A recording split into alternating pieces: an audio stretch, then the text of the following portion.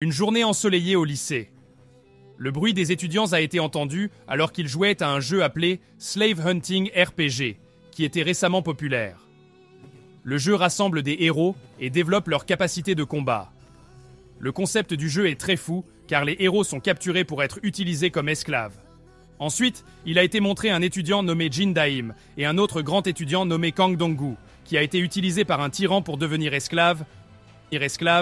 Jin est actuellement l'esclave de ces tyrans, pour être autorisé à se battre contre d'autres esclaves. Jin prit alors position. Même s'il était très paresseux et incertain à l'idée de participer à ce duel inutile.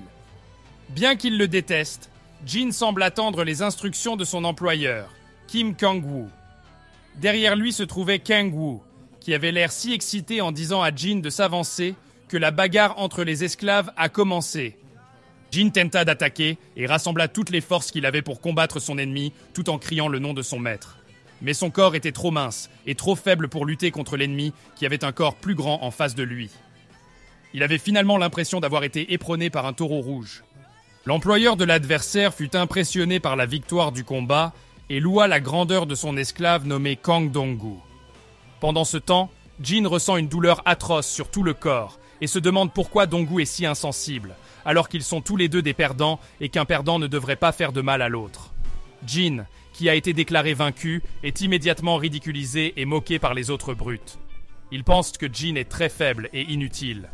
Jin se sent également honteux et peu sûr de lui, car une camarade de classe qu'il aime bien, Suji, a été témoin de la bagarre précédente. Le gros problème vient de Kang-woo, la brute qui a fait de lui un esclave. La défaite de Jin dans un duel inutile a mis Kang-woo en colère et l'a poussé à torturer Jin. Kang-woo s'est emporté contre Jin, qui était très effrayé car il ne pouvait pas accepter cette défaite. Il avait également l'intention de punir Jin pour ses performances insatisfaisantes. Les amis de Kang-woo ont ensuite fait remarquer que Jin devrait peut-être recevoir des leçons encore plus difficiles pour devenir fort. Il a essayé de s'excuser en pleurant auprès de Kang-woo pour son erreur et il a également dit qu'il essaierait de gagner un autre combat un jour. Kang-woo, qui n'aime pas les mots doux, sort alors de sa poche le pistolet paralysant qu'il a apporté de chez lui et l'allume, car il s'attendait à la défaite de Jin. Soudain, Jin tremble de peur et supplie Kang-woo de lui pardonner et de ne pas le torturer. Mais Kang-woo ne veut pas l'écouter et sans plus attendre, pointe immédiatement le pistolet électrique sur Jin dans l'espoir de le tuer. Jin ne l'embarrasse plus. Jin a immédiatement crié très fort lorsque l'électricité brûlante a touché son corps, tout en admettant qu'il était l'esclave des voyous l'après-midi après l'école. Jin est maintenant rentré à la maison. Lorsqu'il est arrivé à la maison, il a vu Jin rentrer et appeler sa mère par son nom. Sa mère, qui venait de se réveiller après s'être endormie, avait l'intention de préparer le dîner. Mais Jin ne voulait pas déranger sa mère en lui disant qu'il n'avait pas faim pour le moment. Jin semblait également pressé d'aller dans sa chambre pour ne pas inquiéter sa mère. Après avoir vu le corps de son fils couvert d'échymoses et de traces de choc électrique, Jin a pensé que les actions de Kang-woo étaient vraiment scandaleuses, car bien sûr, Jin ne deviendrait pas fort après avoir été électrocuté. En outre, Jin était très ennuyé, parce que Kang-woo l'avait forcé à devenir un jockey dans un jeu RPG qui était populaire ces derniers temps, et que beaucoup de gens jouaient à un RPG de chasse à l'esclave. Jin n'aime pas du tout cela, et n'a jamais joué à un jeu d'une telle taille et avec de telles spécifications. Mais Jin ne pouvait pas refuser la demande de Kang-woo, car si elle n'était pas mise en œuvre immédiatement, Jin serait la cible d'un dispositif d'électrochoc comme auparavant. En faisant défiler l'écran de son téléphone portable, Jin a trouvé quelque chose d'intéressant. De manière inattendue, il a trouvé une publicité pour un jeu appelé SV Hunting RPG. Il pensait que ce jeu était une imitation du jeu RPG que Jin voulait installer auparavant. Dans sa déclaration, il était écrit que ce jeu pouvait permettre aux joueurs de transformer librement les brutes et les auteurs de violence en esclaves. Jin s'est dit que le créateur de ce jeu avait peut-être été victime des mêmes brimades que lui. Cependant, alors qu'il était sur le point d'installer l'application, il a reçu un message de Kim Kang-woo, lui demandant de le rejoindre au parc de la ville.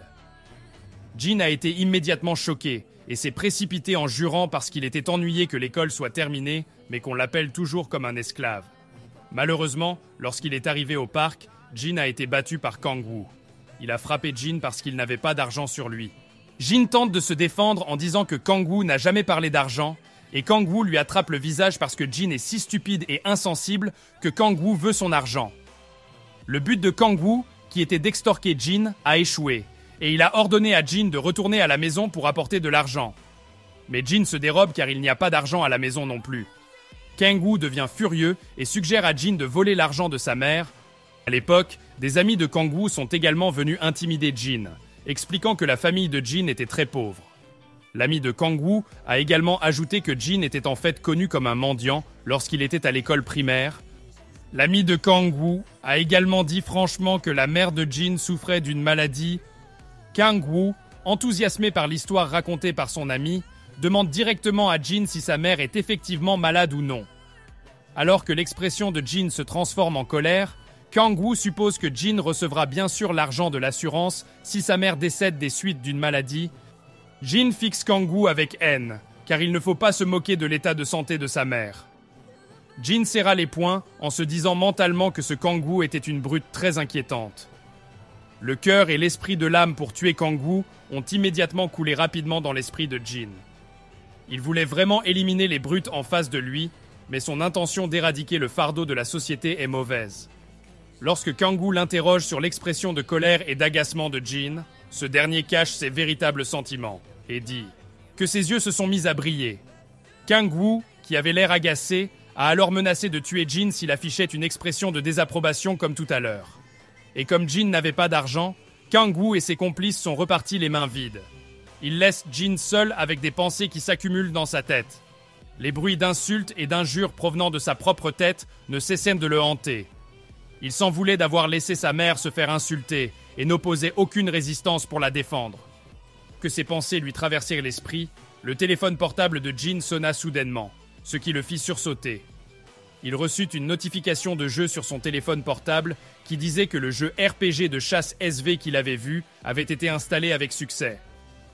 Jin se sentit gêné parce qu'il n'avait jamais téléchargé le jeu, et quand il l'ouvrit, il fut surpris de voir que le système de jeu existant fonctionnait automatiquement sans qu'il y touche. Et il y avait une instruction indiquant que Jin devait s'approcher de l'une des brutes qui l'entouraient. Curieux, il suivit les instructions données par le jeu. Il a continué à marcher jusqu'à ce qu'il arrive à un endroit où Kang-woo et sa bande se rassemblaient. Le jeu demande à Jin de pointer la caméra vers Kang-woo, la brute, pour lancer une chaîne d'attrape-nigo qui peut capturer les voyous et les transformer en esclaves. Jin ne savait pas ce qui se passerait s'il suivait les instructions du jeu, mais par curiosité, il a immédiatement appuyé sur la touche. Bouton en fonction de ce qu'il y avait dans le jeu. Soudain, quelque chose sort du téléphone portable de Jin et frappe le visage de Kang-woo. Les amis de Kang-woo ont été très surpris et ont compris que Jin était secrètement derrière le mur. Jin lui-même était à la fois surpris et paniqué, car c'était la première fois qu'il voyait quelque chose d'inhabituel se produire sous ses yeux.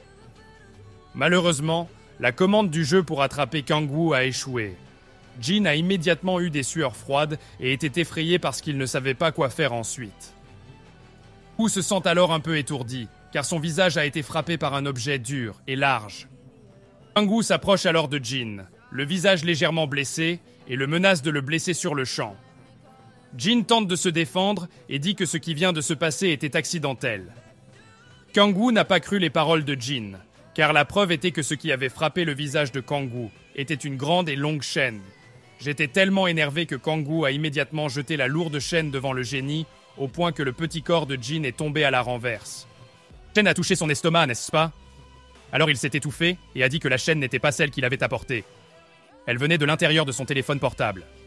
Le gang de Kang-woo est confus et leurs bouches s'ouvrent après avoir entendu les mots du génie. Et Kang-woo se dit que ce fils de pute est une vraie blague. Les émotions sont à leur comble et Kang-woo ordonne à ses sous-fifres d'attraper le génie et de lui enlever ses vêtements.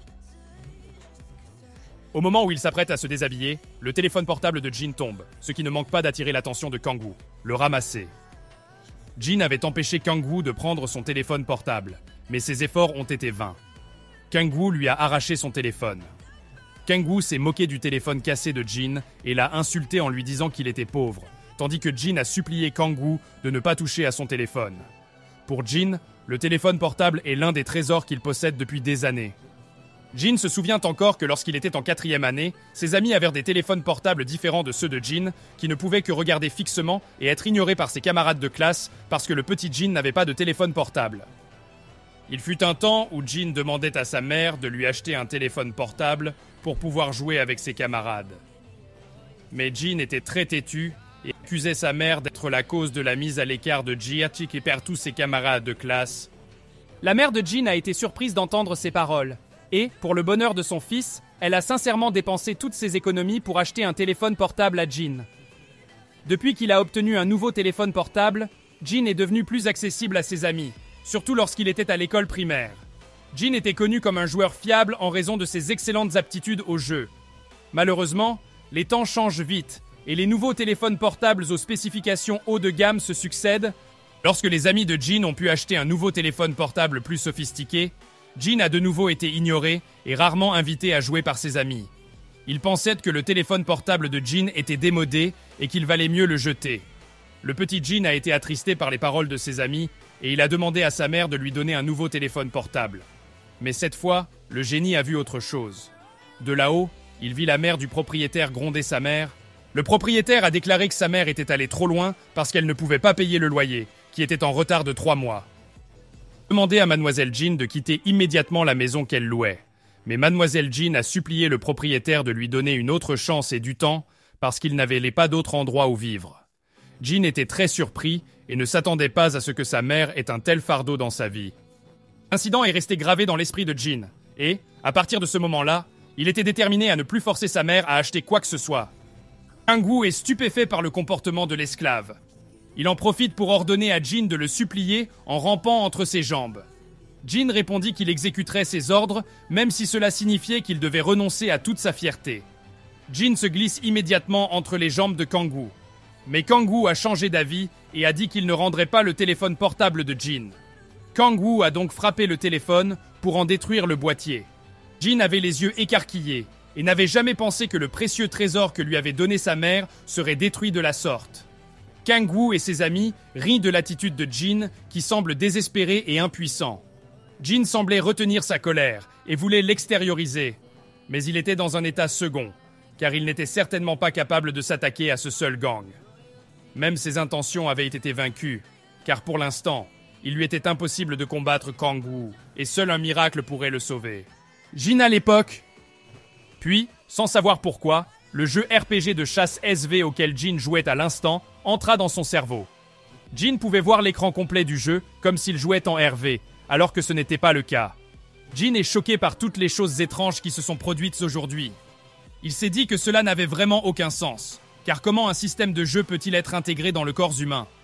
Il affichait toujours un visage étonné, en voyant les composants du jeu se déplacer régulièrement et rapidement les uns par rapport aux autres. Il s'est également demandé s'il était possible que ce jeu ait réellement eu lieu et qu'il soit réel. À ce moment-là, une fenêtre semblable à celle d'un ordinateur est apparue devant Jin, lui disant d'attraper immédiatement les intimidateurs et de les réduire en esclavage. Et la cible de l'intimidation qui était la cible de ce jeu était Kang-woo. Peu à peu, Jin prend confiance en lui et commence à battre Kang-woo, la brute. Bien qu'il ait encore des doutes, il commence à serrer les poings. L'enthousiasme brûlant pousse Jin à se lever et à se battre. Sans réfléchir, Jin s'avance et se prépare à donner un coup de poing à Kang-woo. Jin dit qu'il ne resterait plus silencieux et qu'il se battrait contre Kang-woo, parce que c'était le seul téléphone portable que Kang-woo n'avait pas le droit de toucher. Ils se sont alors livrés à une lutte acharnée. Jin sentit qu'il n'avait pas assez de temps pour lui donner un coup de poing. Alors il esquiva immédiatement et prit la chaîne de fer que Kang-woo avait lancée plus tôt. Kang-woo a regardé Jin d'un air confus, qui a commencé à oser se battre avec lui, et Jin l'a alors frappé au visage avec la chaîne de fer jusqu'à ce qu'il soit choqué. Kang-woo s'est allongé et s'est évanoui, tandis que ses coéquipiers étaient choqués de voir leur chef traité de façon irrespectueuse par son propre esclave. Jin était sûr que son coup de poing de tout à l'heure avait touché la zone la plus sensible du corps de Kang-woo. Et après cela, une chaîne de fer commença à émettre de la lumière et s'enroula autour du cou de Kang-woo, qui avait été vaincu. Jin affiche un visage heureux et satisfait, car sa décision de combattre Kang-woo a été couronnée de succès. Mais l'ami de Kang-woo a immédiatement attaqué Jin pour se venger. À leur insu, Jin vit que l'écran du RPG avait commencé à changer, et se dit que l'état de Kang-woo était entièrement sous son contrôle, et qu'il pouvait donc ordonner à Kang-woo de faire n'importe quoi selon les ordres que Jin lui a donnés. Jin dit à Kang-woo d'être vigilant et de protéger Jin. Soudain, quelque chose d'étrange se produisit dans le corps de Kang-woo, où un système de jeu commença à altérer ses mouvements. Le corps de Kang-woo est radieux, signe que le système de jeu a réussi à contrôler l'esprit de Kang-woo. Les amis de Kang-woo sont devenus encore plus furieux, immédiatement pointé leur poing sur Jin. Mais leur intention fut contrariée, car Kang-woo tirait maintenant sur lui et le protégeait au lieu de cela. Kang-woo commença à frapper ses amis un par un, rapidement, comme un assassin. Ses amis furent à frapper et gémirent de douleur. Ils étaient choqués parce que Kang-woo avait changé en un clin d'œil. Le génie était très attentif au changement drastique de Kang-woo. Il était très étonné par ce qui se passait en ce moment même. Comme un robot obéissant à son maître, Kang-woo dit qu'il a accompli la tâche ordonnée par le génie. Jin n'arrive pas à croire ce qui vient de se passer. Il était sûr que Kang-woo n'inventait rien et ne plaisantait pas. L'un des amis de Kang-woo est déconcerté par l'attitude de Kang-woo. Pendant ce temps, Kang-woo semblait ne pas se soucier de ses amis. Il attendait le prochain ordre du génie qu'il considérait comme tel. Son maître se souvint instantanément de la façon dont Kang-woo avait traité Jin de façon inhumaine et douloureuse. Jin, qui commençait à oser, dit immédiatement que Kang-woo devait battre ses amis. Kang-woo obéit aux ordres de son maître. À ce moment-là, l'aura de Kang-woo était si effrayante qu'elle faisait trembler ses amis. Jin se tenait derrière Kang-woo, et il ne s'attendait pas à ce que Kang-woo devienne vraiment un serviteur pour lui et batte rapidement toutes les brutes. Kang-woo, qui a terminé sa tâche, tente de s'approcher de Jin, qui a alors l'air effrayé parce qu'il pense que Kang-woo pourrait redevenir ce qu'il était auparavant. Le cruel Kang-woo. Au lieu de frapper Jin, Kang-woo s'est agenouillé et s'est excusé pour toutes les choses brutales que Kang-woo lui avait faites. Il promet également d'être loyal envers Jin et de devenir son esclave. Jin fut encore plus surpris par les paroles de Kang-woo. Il ne s'attendait pas à ce que Kang-woo aille aussi loin. L'histoire a changé lorsque des lycéens s'apprêtaient à se rendre à l'école à pied en profitant du temps frais. À leur insu, Dong-gu était entouré de brutes et conduit dans une ruelle près de l'école. Les brutes ont intercepté Dong-gu pour une raison simple. Dong-gu ne leur a pas souhaité la bienvenue. Ils se moquaient de Dong-gu en le traitant d'éléphant à cause de sa corpulence. Mais la tête de la brute fut soudainement frappée par derrière. Il se plaignit en se frottant la tête, qui était un peu douloureuse. Mais lorsqu'il se retourna, la brute fut choquée de voir que Kang-woo portait Jin comme un prince héritier, une situation complètement inversée par rapport à celle d'avant. Kang-woo est arrivé fringant comme un garde du corps entraîné depuis des années. Kang-woo a attrapé les vilaines brutes qui n'ont plus pu embêter Dong.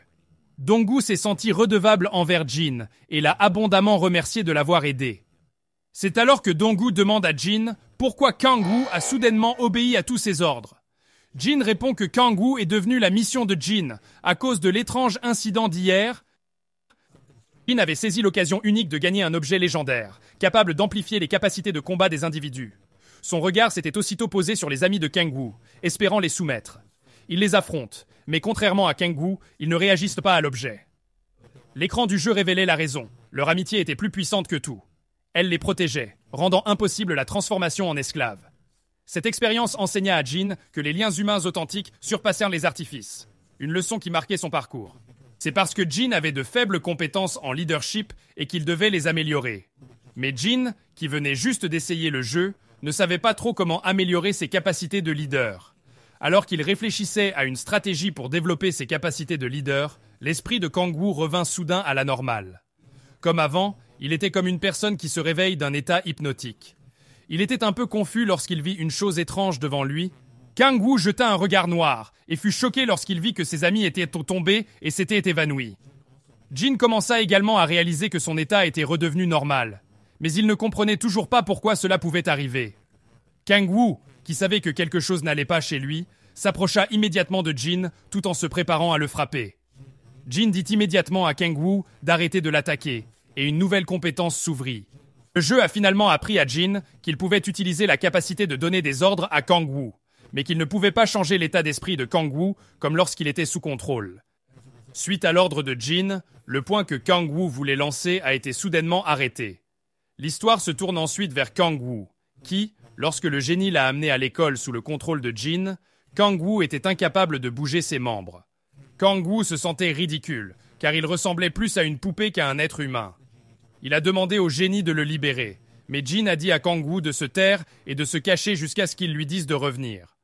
Kang-woo est ensuite allé exécuter les ordres de Jin, puis il a continué à discuter avec Dong-gu. Il a dit à Dong-gu qu'il avait l'ambition d'éradiquer toutes les brutes de l'école grâce à Kang-woo. Mais Jin voulait faire cela devant tout le monde, et il avait donc besoin du soutien de Dong-gu pour l'aider à lancer l'action. Dong-gu n'était pas sûr de lui et demanda si le plan de Jin se déroulerait bien ou non. Jin sourit et essaie d'encourager Dong-gu, en lui disant de toujours penser positivement. Dong-gu était un peu soulagé. Après avoir entendu les paroles de Jin, il s'est empressé d'appeler d'autres noobs.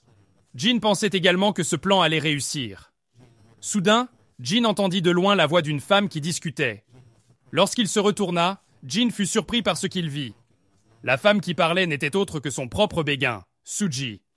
Jin était stupéfait par la beauté et la gentillesse qui émanaient du visage de Suji. Lorsque Suji passa devant Jin, son cœur battait à tout rompre, comme s'il voulait exploser de bonheur. Si Jin n'avait pas été victime d'intimidation, il aurait peut-être été plus confiant pour parler et approcher Suji, mais malheureusement son sentiment d'insécurité était plus élevé. Transformer en une phrase. Jin pensait qu'il pourrait Suji et devenir un partenaire s'il était libéré des brimades obtenir dont il avait été victime. Jin était absorbé par ses hallucinations, jusqu'à ce qu'il se rende compte que Dong-gu était arrivé et l'appelait. Dong-gu est venu avec ses amis. Ils ont réussi à éradiquer cette brute inquiétante. Tente de les convaincre qu'il est possible de surmonter le comportement de l'intimidateur. Jin se tient devant la classe remplie d'enfants délinquants, qui sont les amis de Kang-woo. Ils avaient entendu les paroles de Jin qui jouait les fortes têtes. La bande de Kang-woo quitte alors la classe en affichant un visage féroce. L'un d'entre eux a immédiatement poussé Jin au sol. Les amis de Kang-woo, qui avaient malmené Jin hier, ont demandé à Kang-woo de leur expliquer pourquoi il les avait frappés hier. Jin n'a pas expliqué pourquoi et a plutôt défié les brutes en disant qu'elles s'agenouilleraient devant lui. Les amis de Dong-gu n'ont cessé d'encourager Jin et de l'inciter à garder le sourire. Jin savait qu'il avait pris la bonne décision en s'attaquant à ces brutes. Jin cria immédiatement le nom de Kang-woo et entendit des pas précipités. Il s'avéra que la personne qui s'approchait de Jin n'était pas Kang-woo, mais l'un des amis de Kang-woo qui venait d'une autre classe. Le grand homme gifla immédiatement Jin jusqu'à ce qu'il tombe. Jin était irrité par la personne qui l'avait giflé tout à l'heure, parce que la personne qui était venue était un invité indésirable. Jin savait qui était le grand homme. Il s'agit de Kim Byung-tae, l'un des amis de Kang-woo qui vient d'une autre classe. Jin menace Byung-tae de se faire battre par Kang-woo. Byung-tae est troublé par les paroles du génie, tandis que l'ami de Kang-woo explique que hier, Kang-woo les a soudainement attaqués sans raison après avoir entendu les paroles du génie. Pendant ce temps, Jin ne cesse d'appeler le nom de Kang-woo pour battre Byung-tae et ses amis. Les autres élèves qui ont vu Jin ont commencé à penser que Jin était étrange et qu'il ressemblait à quelqu'un qui n'avait pas toute sa tête. Jin était trempé de sueur et commençait à s'inquiéter parce qu'il avait appelé Kang-woo plusieurs fois, mais il ne voyait pas son nez. Le système de notification a alors indiqué que Kang-woo ne pouvait pas répondre. Byung-tae a alors regardé Jin d'un air très contrarié. Il a demandé aux amis de Byung-tae de traîner Jin aux toilettes et de lui donner une leçon. Dong-gu ne peut que rester silencieux en regardant Jin qui a été emmené. Dans les toilettes, Jin a été battu et frappé par Tae. Les amis de Byung-tae ont vu Jin avec des visages très satisfaits et il s'est avéré que des étudiantes regardèrent dans les toilettes. Jin commence à paniquer et perd la tête. Byung-tae oblige alors Jin à lui expliquer pourquoi Kang-woo peut changer d'attitude et s'en prendre à d'autres amis. Jin commence à avoir peur car le scénario qu'il a créé pour éradiquer les brutes n'est pas celui qu'il avait imaginé. Jin se demande si tout le monde peut être transformé en esclave. Pendant un certain temps, l'un des amis de Byung-tae l'avertit de se méfier de Jin, car celui-ci pourrait faire quelque chose comme hier et leur causer à tous des ennuis. Byung-tae cherche alors une autre idée pour inciter Jin à ouvrir la bouche. Il dit à Jin d'enlever son pantalon de sport. Jin était réticent, mais il avait très peur de Byung-tae qui risquait de le gifler à nouveau. Il accepte donc la demande de Byung-tae. Jin se sentait vraiment stupide parce qu'il ne s'attendait pas à ce que cela se produise à cet endroit. Il a commencé à déboucler sa ceinture et le caleçon que Jin portait était rose avec un motif en forme de cœur. Jin se sent impuissant et laisse les femmes et les brutes se moquer de lui. Byung-tae a demandé à Jin d'enlever ses sous-vêtements. Sinon, Byung-tae le giflerait encore plus fort. La situation était encore plus précaire et exécrable. Jin tremblait beaucoup et ne savait pas quoi faire d'autre. Lentement, alors que Jin était sur le point d'ouvrir son pantalon, la porte des toilettes s'est ouverte assez violemment parce que quelqu'un l'avait enfoncée de force. Les brutes et les filles regardent la scène avec stupeur. Byung-tae est gêné par l'apparition soudaine de Dong-gu. Byung-tae dit que les perdants d'aujourd'hui sont pleins de drames et de caprices. Jin demande pourquoi Dong-gu l'a abordé au lieu d'attendre. Dong-gu répond qu'il n'en avait pas vraiment le courage, mais qu'il s'est quand même avancé, parce qu'il voulait sauver Jin. Dong-gu croyait vraiment que la sentence de Jin permettrait de venir à bout des cas de harcèlement à l'école. Dong avait de grands espoirs en Jin, il lui faisait donc confiance. En entendant cela, Jin est immédiatement pris au dépourvu, car il ne s'attendait pas à ce que Dong-gu croie en lui de tout son cœur. L'enthousiasme de Jin a repris de plus belle. Il sentait qu'il devait être responsable des mots qu'il avait prononcés. Jin a commencé à chercher un moyen de s'en sortir et a finalement eu une idée. Il a demandé à Dong-gu de faire semblant d'être une brute et a demandé à Jin de lui remettre tout ce qu'il possédait. Dong-gu s'est exécuté et a demandé à Jin de renoncer à tout ce qu'il possédait. Au cours de ce jeu, Byung-tae et ses amis ont été surpris par le comportement des deux novices. Soudain, sur l'écran de jeu, Dong-gu a été identifié comme une brute. Jin a immédiatement déclaré qu'il donnerait toutes les responsabilités de Kang-woo en tant qu'esclave à Dong-gu, qui était son successeur. La chaîne incandescente apparut devant lui, et Jin lança immédiatement la chaîne sur Dong-gu jusqu'à ce que la chaîne s'enroule soudainement autour de son cou. Jin eut enfin l'idée d'utiliser Dong-gu comme substitut de Kang-woo. Dong-gu avait les yeux écarquillés, car sa force s'était soudain accrue, et ses mains bougeaient d'elles-mêmes. Occasion, Jin obtint enfin une potion d'adaptation pour augmenter les capacités d'attaque de son esclave, et il l'utilisa ensuite dans le corps de Dong-gu. Soudain, le visage de Dong-gu se durcit et il ressemble à un lion très affamé. L'effet de l'objet qu'il a ressenti est qu'il a obtenu la compétence pour faire du sumo. Byung-tae et ses amis se moquent du comportement étrange de Dong-gu, qui joue les vainqueurs. Jin sourit et se sent optimiste quant à l'efficacité de son plan pour faire perdre Byung-tae. Pendant ce temps, Dong-gu est toujours curieux et demande pourquoi son corps bouge tout seul, comme si quelqu'un le contrôlait. Il l'informe que Dong-gu est désormais sous le contrôle de Jin. Byung-tae était à la fois dégoûté et amusé de voir Dong-gu se battre comme un lutteur. Il dit « Ce Dong-gu veut-il se battre contre nous en utilisant le sumo ?» Jin a d'abord réfléchi au type de technique de sumo qui pourrait blesser Byung-tae. Il a alors choisi la technique de l'enjambement des bras qui permet à son adversaire de frapper avec une force énorme. Jin connaît cette technique, car lorsqu'il était à l'école primaire, il gagnait toujours les matchs de sumo.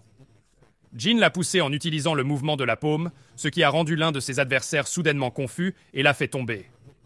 Dong-gu est surpris car il ne s'attendait pas à ce qu'il puisse faire des mouvements de sumo. Jin ordonne immédiatement à Dong-gu d'attaquer les autres brutes et ils reçoivent tellement de coups de poing qu'ils n'ont aucune chance de contre-attaquer. L'attaque de Dong-gu assomme les autres et Dong-gu rit parce qu'il peut maintenant battre les brutes. Mais apparemment, Byung-tae n'a pas abandonné. Il se met en colère contre Dong-gu qui l'a attaqué. Dong-gu a soudain peur et Jin lui conseille de rester calme et de ne pas avoir peur, car s'il panique, le pouvoir de l'objet utilisé ne pourra pas être utilisé de façon optimale. Jin continue de motiver Dong-gu à ne pas renoncer à ses actions, car c'est le bon moment pour riposter. Dong-gu obtient alors une compétence supplémentaire qui permet d'augmenter les dégâts d'attaque infligés à l'ennemi. Dong-gu prend alors la position d'un taureau rouge et affiche un visage plein de colère. Byung-tae commença à sentir que quelque chose n'allait pas avec le comportement de Dong-gu. Dong-gu combattit Byung-tae en utilisant une technique de la paume de la main couplée à des compétences sumo supplémentaires, de sorte que sa puissance et ses dégâts augmentèrent considérablement. Il a été assez débordé en retenant et en bloquant l'attaque de Dong-gu, mais il a finalement réussi à arrêter les mouvements de main de Dong-gu, ce qui a surpris Dong-gu parce que Byung-tae a verrouillé ses mains de façon très serrée. Jin conseilla également à Dong-gu d'utiliser une autre main pour se libérer de l'enchevêtrement de Byung-tae. Malheureusement, Dong-gu s'y est pris trop tard. Byung-tae a alors retourné Dong-gu et l'a frappé plusieurs fois dans le dos en lui disant que s'il le frappait à nouveau, cela signifierait que Dong-gu avait été traité de la sorte, avant. Jin a également dit à Dong-gu de l'éviter, mais étrangement, il n'a pas pu contrôler l'esprit de Dong-gu qui souffrait. Byung-tae frappa Dong-gu dans le dos jusqu'à ce qu'il devienne soudainement faible. Il semblait souffrir atrocement, et le génie lui demanda s'il allait bien ou non. Jin a également dit à Dong-gu de se lever, car il craignait que Byung-tae n'attaque à tout moment. Dong-gu verse des larmes, et dit qu'il a très peur de se battre contre Byung-tae. Je soupçonne que la panique est la raison pour laquelle Dong-gu se meurt d'envie de reprendre le combat. Je pense que Dong-gu cache quelque chose. Selon lui, Dong-gu semble avoir eu une expérience amère dans le passé avec Byung-tae, ce qui a traumatisé Dong-gu jusqu'à aujourd'hui. Jin ordonne alors à Dong-gu d'attaquer Byung-tae en fermant les yeux. Ainsi, Dong-gu se concentre sans attaquer et sans être traumatisé par Byung-tae.